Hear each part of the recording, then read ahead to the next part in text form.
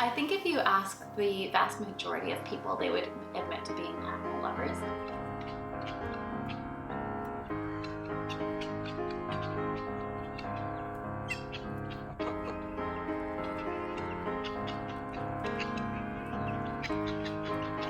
I personally think that animal advocates are no more compassionate or sensitive than the rest of the population. I think society has conditioned us to believe that certain species warrant our love and compassion more than others. Our goal as a committee is to educate the public and to really make a connection so that people recognize there really isn't a differentiation between our companion animals and animals that are used in factory farming or wildlife and those kind of industries.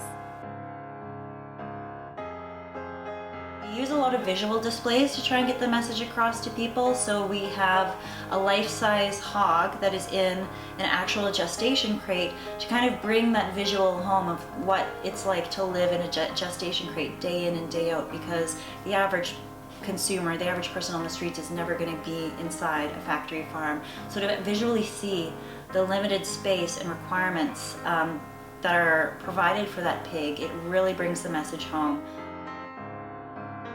We recently acquired a Humane cage.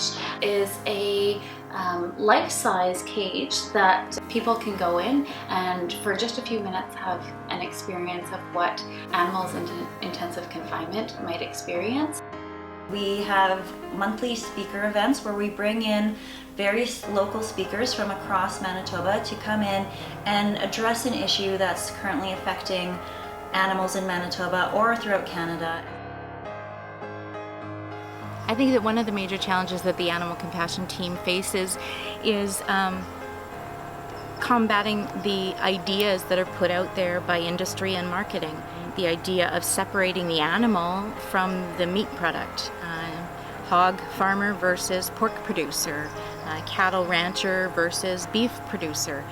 We've kind of separated the animal and their life and how they're cared for from what winds up in the grocery store and eventually on a dinner plate. These animals are so beautiful and smart and intelligent and sentient. They're far more complex than they ever get credit for.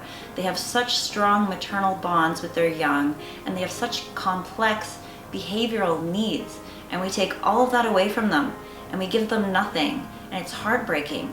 I think one of the major challenges for us also is talking about how this intensive confinement and these massive industrial farms are impacting the world around us. To care about animal welfare is to care about the environment, to care about your own health and your children.